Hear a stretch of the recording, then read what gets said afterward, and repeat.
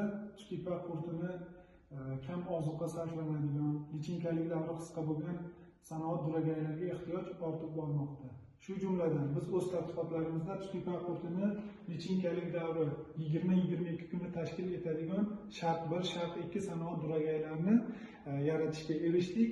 Ushbu sanoat duragaylarini qurtlarning hayotchanligi 92-95% ni tashkil etadi.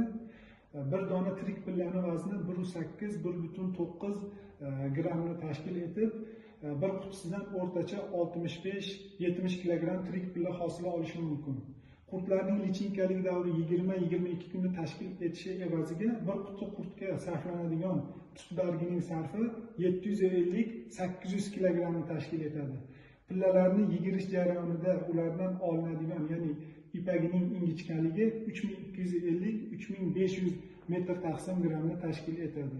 Ushbu sanoat duragaylarini muhofaza qilish maqsadida Intellektual mulk agentligiga talabnomalar topshirilgan. Hozirgi kunda respublikamizning Qashqadaryo viloyati, Qoraqalpog'iston Respublikasi va Farg'ona naslchilik stansiyalari hamda urug'chilik korxonalarida dastlabki sinovlardan o'tib o'z isbotini ko'rsatmoqda.